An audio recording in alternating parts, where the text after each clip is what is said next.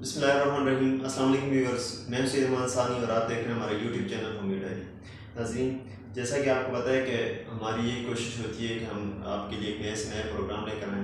तो इसी हवाले से हमारा आज का जो टॉपिक है वो किडनी के हवाले से है। आपको पता है कि किडनी जो है हमारे जिस्म में एक अहम किरदार अदा करती है और बहुत सारे हमारे जो व्यूअर्स हैं, जो पेशेंट होते हैं, उनको किडनी के बहुत सारे मसाइल होते हैं। तो इसी वजह से हमारे साथ आज मौजूद हैं जनाब डॉक्टर नौशाद यूनुस साहब। तो इनसे भी कुछ गुफ्तगू करेंगे और किडनी के हवाले से बीमारियां जो हैं वो भी इनसे पूछेंगे कि किडनी होती क्या है और इसकी जो बीमारियां हैं वो क्या होती हैं। अस्सलाम वालेकुम सर। जी वालेकुम सलाम। सर, हमारे नाज़रीन को ज़रा सा अपना शार्ट सा तारुफ करवा दीजिएगा। जी सही साहब, बहुत सबसे पहले तो बहुत शुक्रिया आपने मुझे इस प्रोग्राम में मदऊ किया। मेरा नाम डॉक्टर राजा नौशाद यूनुस है। मैंने ग्रेजुएशन हज़ारों होम्योपैथी यूनिवर्सिटी से मैंने 2013 में होम्योपैथी में ग्रेजुएशन की है और उसके बाद मैं ऑनवर्ड अभी तक हज़ारों होम्योपैथी मेडिकल कॉलेज में लेक्चरर हूँ और इसके साथ मेरा क्लिनिक है मानसरा में। मानसरा सिटी में मेरा क्लिनिक है, शाम के टाइम क्लिनिक करता हूँ।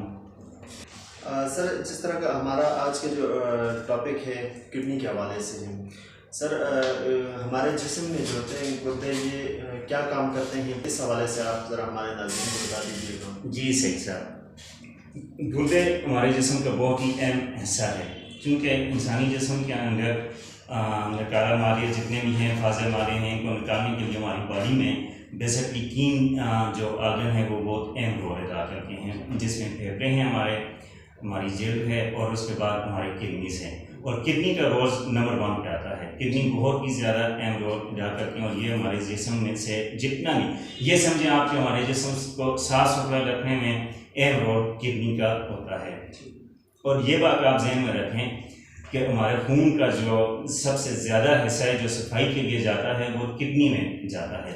ऑलमोस्ट तकरीबन 25% हिस्सा जो है वो किडनी में साफ़ होता है, हमारा खून साफ़ होता है, उसकी सफाई होती है। ठीक है, इस तरह हम डेली रोज़मर्रा मुख्तलिफ़ किस्म की ग़िज़ाएँ खाते हैं। तो डेली रूटीन में हम जब ग़िज़ाएँ खाते हैं, मुख्तलिफ़ किस्म की ग़िज़ाएँ, उसमें नमक, पानी, तेज़ाब, मुख्तलिफ़ किस्म की चीज़ें शामिल होती हैं। ठीक है, और जब मेटाबॉलिज़्म का अमल होता है, मेटाबॉलिज़्म का अमल यह है कि उस चीज़ को जज़्ब करना। ठीक है, जो भी हम ग़िज़ा खाते हैं उसको जज़्ब करते हैं, उसके बाद उससे जो पीछे प्रोडक्ट बचती है वो हमारे फाजल मादे होते हैं। ठीक है, और फाजल मादे को जिस्म से निकालने के लिए हमें किसी न किसी आर्गन की ज़रूरत है और वो आर्गन हमारे पास हमारे किडनीज हैं। ठीक है, हमारा किडनीज जो हैं हर 1 मिनट में 1200 मिलीलीटर खून की सफाई करते हैं। ठीक है, और इस तरह हम देखें अगर तो एक दिन में 1700 लीटर खून साफ होता है हमारे किडनी के थ्रू।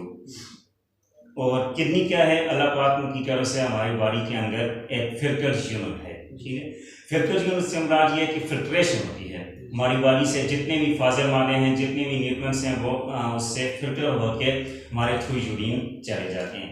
तो हमारी किडनी एक फिल्टर पॉइंट है। किडनी के अंदर होता है ग्लोमेरुलस और नेफ्रॉन होता है। ठीक है, हर किडनी में 1 मिलियन नेफ्रॉन पाए जाते हैं ईच किडनी।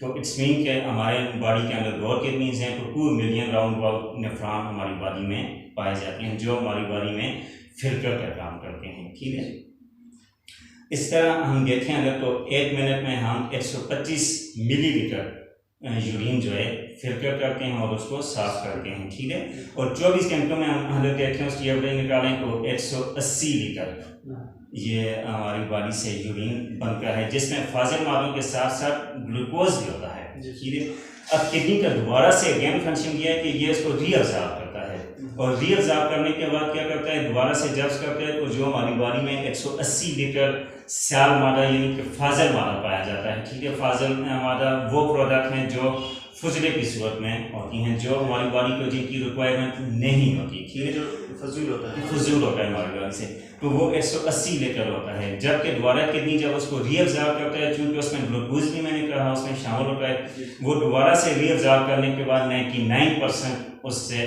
दोबारा जज़्ब कर देता है और पीछे बच जाता है ओनली 1%।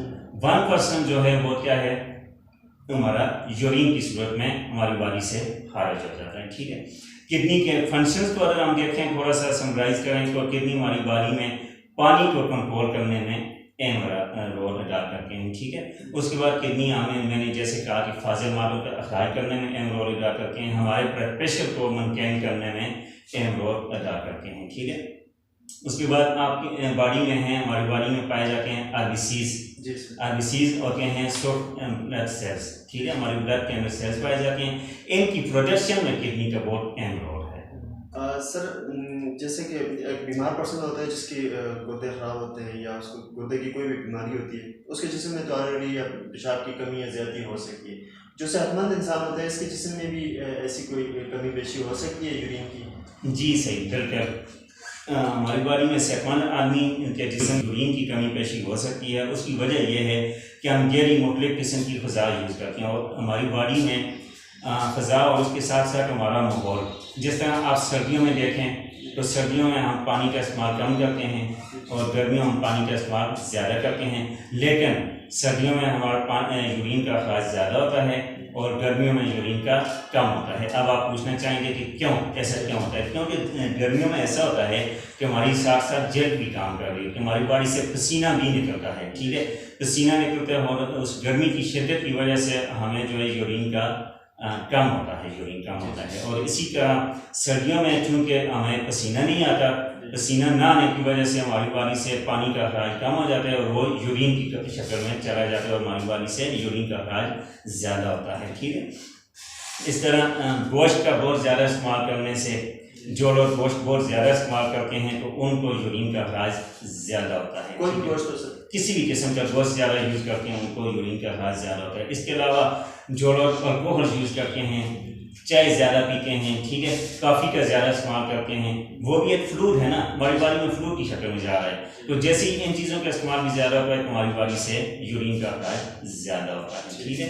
अच्छा, इसको आगे हम देखें, अगर थोड़ा सा डिजीज़ वाइज देखें तो जब आपकी बॉडी से, अच्छा बहुत से लोग समझते हैं कि जी हमें पेशाब ज़्यादा आता है। अक्सर मेरे पास पेशेंट आते हैं और कहते हैं डॉक्टर साहब मेरे गुर्दे ठीक है, मुझे पेशाब ज़्यादा आता है, जबकि पेशाब का ज़्यादा आना भी एक बीमारी है, ठीक है, और पेशाब का कम आना भी एक बीमारी है और पेशाब का बिल्कुल ना आना तो है ही बीमारी। सर गुर्दे की बहुत सारी बीमारियां हैं आजकल, तो बहुत ज़्यादा नई नई बीमारियां आ रही हैं, तो सर इस पर ज़रा रोशनी डालें कि कौन कौन सी बीमारियां होती हैं हमारे गुर्दे में और किस तरह होती हैं? जी सही, चूँकि आजकल तो रमज़ान चल रहा है, आजकल तो गुर्दे की बीमारियां हैं ही ज़्यादा ना, चूँकि और आम एक सेंस में है कि जी हम पानी का इस्तेमाल कम करते हैं तो उस वजह से हमें गुर्दे की बीमारी होगी, है ना, जबकि ऐसा नहीं होता है ना। पानी की जो रिक्वायरमेंट्स है, पानी की रिक्वायरमेंट्स आपके डिपेंड करता है आपके वर्क पे। अब लाइक मैं जो एज ए डॉक्टर मैं सारा दिन चेयर पर बैठा रहता हूँ और मैं कहूँ कि जी मुझे पानी की ज़्यादा ज़रूरत है एक मजदूर की निस्बत, मजदूर को मुझसे ज़्यादा ज़रूरत है पानी की और मुझे कम ज़रूरत है। इसी तरह गुर्दे की बीमारियों को अगर हम देखें तो बेसिकली 2 टाइप्स होती हैं किडनी डिजीज़ की।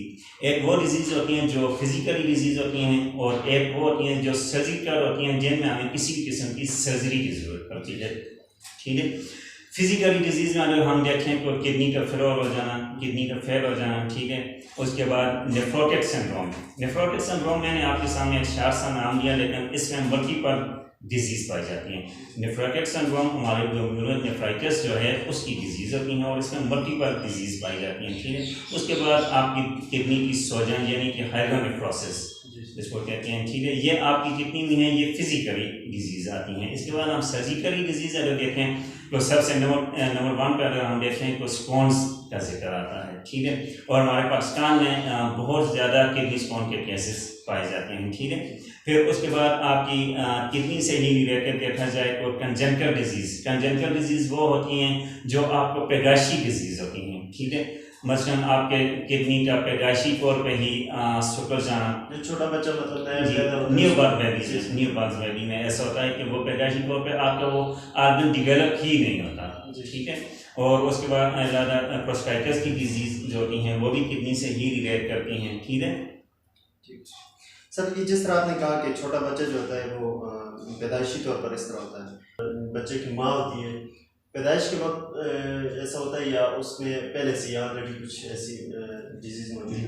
नहीं, कंजेनिटल डिजीज़ या पैदाइशी डिजीज़ जो होती हैं वो बाय बिफोर द बर्थ होती हैं, वो आपके ऑर्गन डिवेलप नहीं होता, उसमें बॉडी का कोई भी ऑर्गन जो है वो प्रॉपर वे से डिवेलप नहीं होता, इसको हम पैदाशी बीमारियाँ कहते हैं। ठीक है सर।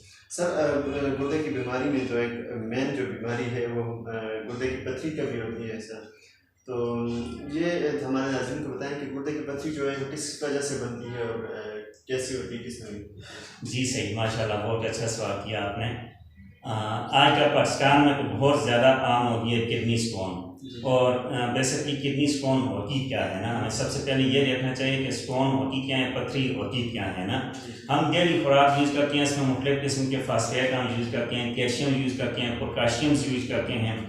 ये खुराक जब हमारी किडनी में जाती है, सफाई होती है, जब फिर ब्लड की सफाई होती है तो उसमें जब हमारी किडनी में कैल्शियम डिपॉजिट होना शुरू हो जाता है, फास्फेट डिपॉजिट होना शुरू हो जाता है, या बहुत अरसे तक वहाँ पे वो डिपॉजिट होता रहता है, ठीक है। जैसे ही वो वहाँ पे जमा होना शुरू हो जाता है, ठीक है, तो ये आहर में एक किडनी, वहाँ किडनी में क्या होता है, जमा होना शुरू हो जाता है, तो इसको हम स्टोन का नाम देते हैं, ठीक है। अब कैल्शियम अगर डिपॉजिट हुआ तो वहाँ पे क्या होगा, कैल्शियम स्टोन होगी। अगर फास्फेट डिपॉजिट हुआ तो फास्फेट की स्टोन होगी, ठीक है।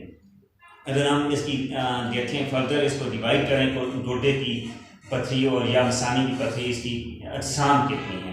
आमतौर पे आम फहम लोगों में तो ये बात फैली हुई है कि गुर्दे की पथरी, लेकिन गुर्दे की पथरी होती कितनी किस्म की है।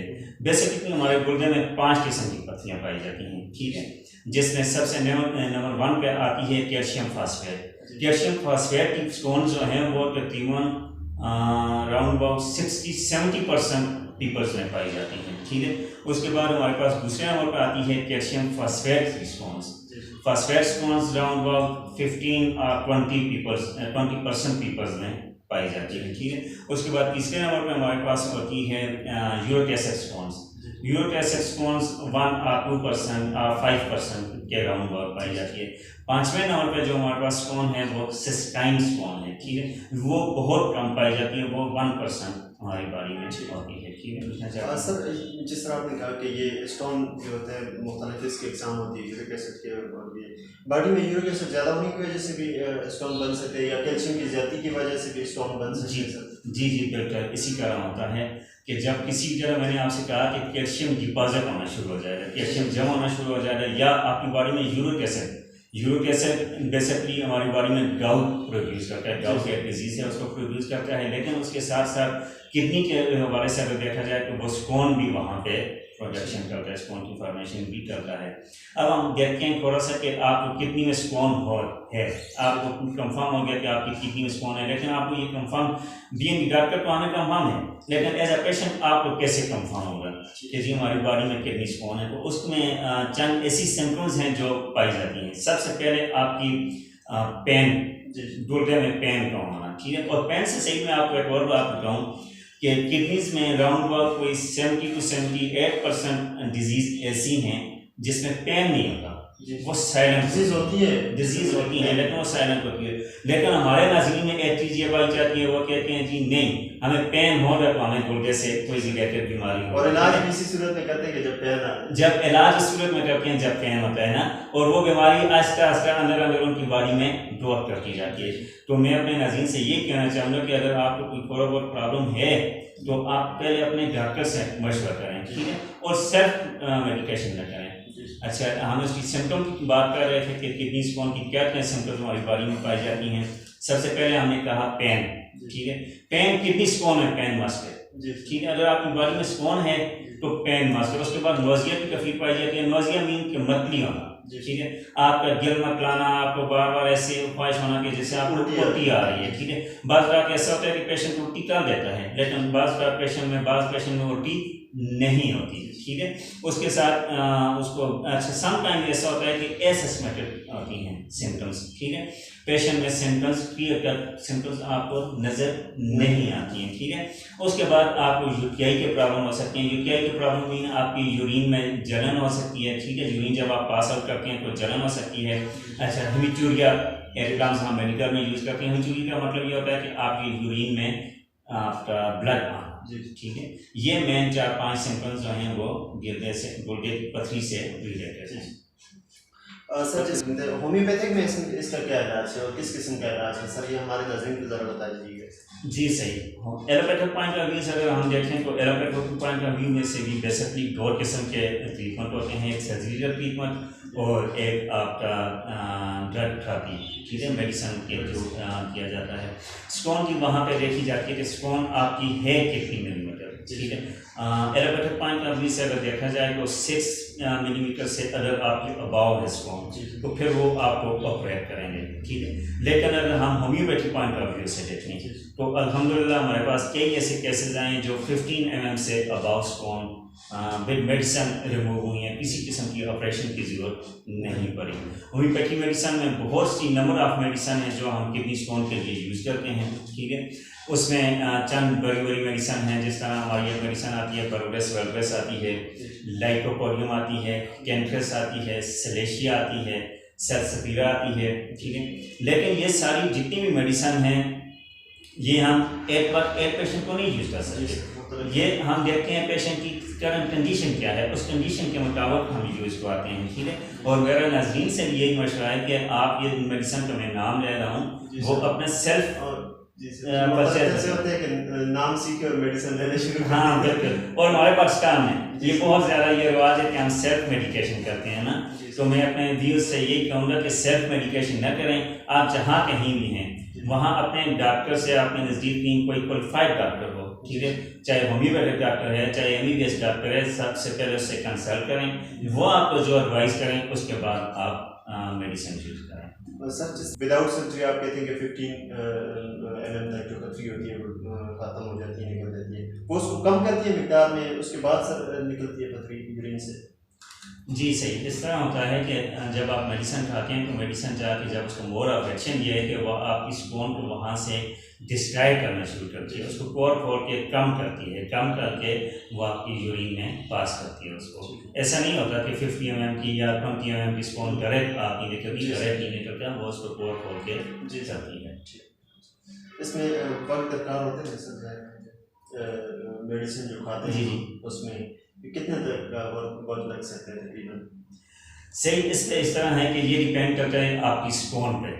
अब जिस तरह हमारी कैल्शियम की स्टोन है, कैल्शियम फास्फेट की स्टोन है, ये तो आपकी विद इन 1 वीक्स रिमूव होती है, लेकिन उसके बाद भी आपको कम से कम 3 महीने का ट्रीटमेंट जारी रखना होता है, क्योंकि पत्थरियाँ ऐसे होती हैं, पत्थरियाँ एक मतलब आपकी बॉडी में पत्थरियाँ बन गई, अगर स्टोन्स बन गई तो दोबारा से 80% चांस होते हैं कि दोबारा पत्थरी बनेगी आपकी बॉडी में। और इसी तरह अगर सिस्टाइन स्टोन या यूरिक एसिड की स्टोन हम देखें वो तो आपकी रिमूव होने के साथ बार बार फिर बनती रहती है, ठीक है। इसलिए आपकी अगर आपने किसी भी डॉक्टर से मेडिसिन खाई है तो आप दोबारा अपने पट्टी निकलाइए, तो आप अपने डॉक्टर से राब्ते में रहें। जब आपका डॉक्टर आपको कहे कि जी आप अब मेडिसिन ना यूज़ करें तो आप मेडिसिन ना यूज़ करें उसके बाद। बहुत शुक्रिया सर जी, आपने हमें टाइम दिया, आपके पेशेंट इंतज़ार कर रहे होंगे, ज़्यादा टाइम आपका नहीं लेंगे सर। लास्ट में होमी डायरी के लिए अगर कोई पैगाम देना चाहे तो? जी, होमी डायरी तो मैं बहुत ज़्यादा लाइक करता हूँ, बहुत ज़्यादा पसंद करता हूँ, और हमारे बहुत ही प्यारे दोस्त डॉक्टर सईद साहब उस पर डेली उनका लेक्चर हमें सुनने को मिलता है। तो मैं अपने दोस्तों से, अपनी व्यूअर से भी यही कहूँगा कि होमी डायरी को लाइक करें, पेज को लाइक करें और ज़्यादा से ज़्यादा सुनें। ठीक है सर, शुक्रिया सर, बहुत शुक्रिया सर। जी नाज़रीन, तो ये थे जनाब डॉक्टर नौशाद यूनुस साहब, इनसे हमारी गुफ्तगू हुई। तो हमारे चैनल को ज़्यादा से ज़्यादा लाइक कीजिएगा, सब्सक्राइब कीजिएगा और बेल आइकन दबाइएगा ताकि हमारी नए आने वाली इंफॉर्मेटिव वीडियो आपको आसानी से मिल सके। सेहमान सानी को दीजिएगा इजाज़त। अल्लाह हाफ़िज़।